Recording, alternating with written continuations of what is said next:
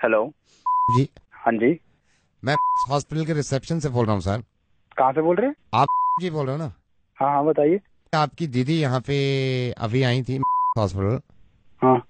Reception से वो जब स्टेयर्स उतर रही तो उनका पैर फिसल गया और वो थोड़ा सा स्लिप हो गई, तो मुझे लग रहा है इनके हेयर लाइन फ्रैक्चर है। और वो अभी मैं तो यहाँ पे आया हूँ और वो वहाँ पे हैं दीदी। आपको तकलीफ काफी है उनको, तो मैंने कहा मैं आपको इन्फॉर्म कर दूँ। नहीं, एक मिनट। गिरी है वहाँ पे? आपकी दीदी हैं, वो रोते हुए बता रही थी कि भैया को फोन कर दो, तो मैंने अपनी हाँ। मोबाइल से किया है। उनका मोबाइल उनके पास है, उसमें भी पता नहीं क्या प्रॉब्लम हो गई, सिग्नल विग्नल जा रही है ना, वो भी गिर गया था। मैंने इसलिए नहीं किया फोन के आप पैनिक करें, आप परेशान मत होना। लेकिन ये है कि आधा पौन घंटे से वो अभी चिल्ला भी नहीं है, क्योंकि हेयरलाइन फ्रैक्चर मेरे को लग रहा है छोटा मोटा है उनके। तो दीदी है कहाँ पे अभी? अभी वो रिसेप्शन पे ही बैठी हुई है, 1.5 घंटा पहले गिरी हूँ, ये रिसेप्शन पे बैठ के रो रही है बहुत तो तेज। रिसेप्शन पे क्यों बिठा रखा है? तो अंदर लेके जाओ ना। मैं अंदर तो नहीं ले जा सकता सर उनको अभी। अरे क्या पागल आदमी है, तो फोन क्यों कर रहा है फिर मुझे? तो अंदर एडमिट कराना मेरे भाई। सर रजिस्ट्रेशन के 1,000 रुपए लेते हैं ना ये लोग। भाई बड़ा आदमी है तू। और कोई लोग नहीं है वहाँ पे? एडमिनिस्ट्रेशन नहीं है तुम्हारा हॉस्पिटल का वहाँ पे? अभी तूने फोन किया, मैं आके साले 2,500 रुपए दे दूंगा। अभी काम तो शुरू करो ना। नहीं सर, मैं नहीं ले जा सकता वहाँ पे, 1,000 रुपए रजिस्ट्रेशन लगते हैं ना सर, इसलिए मैं बोल रहा हूँ आपसे। पागल हो गया क्या बहन? तू 2,500 ले लियो। मैं अभी तूने फोन किया, मैं पहुंचने में टाइम लगेगा ना, तो उनका काम तो शुरू करवा, मैं आ रहा हूँ। 2,500 रुपए दे दोगे आप? 2,500 रुपए मारूंगा तुम्हारे मुंह पे साले। हजार कंफर्म की बात करने कर से रहा है? पहले ही मारोगे आप? अबे क्या कंफर्म?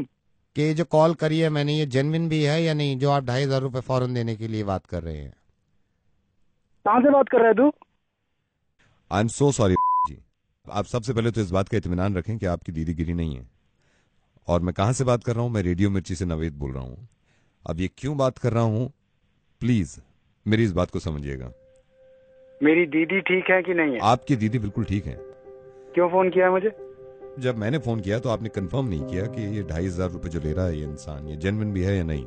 लेकिन तकलीफ में थे आप और परेशानी में थे, तो 2,500 रुपए आप मेरे मुंह पे मार रहे थे। एक एनजीओ है, इन्होंने ये लिखा था परसों कि नेपाल में जो अर्थक्वेक आया है, वहां के जो लोग परेशान हैं उनके लिए डोनेट करना चाहते हैं, तो हमें कांटेक्ट करें।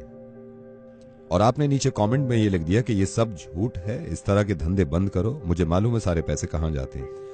आपने कमेंट में ये तक भी लिख दिया, ये मेरा नंबर है, मुझसे पैसे निकलवा सकते हो तो निकलवा के देखो।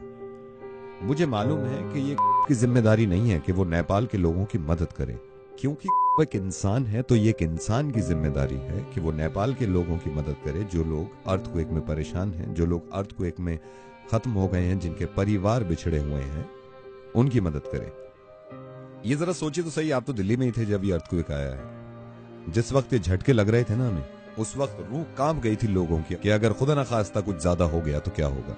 ये हम सबको मालूम है कि हम नेचर से, कुदरत से लड़ नहीं सकते। ये किसी के हाथ में नहीं था अर्थक्वेक रोकना, लेकिन हम सबके हाथ में है उन लोगों की मदद करना, चाहे वो दुनिया में कहीं भी हों, जो इस हादसे का शिकार हैं, जिनको मदद की जरूरत है।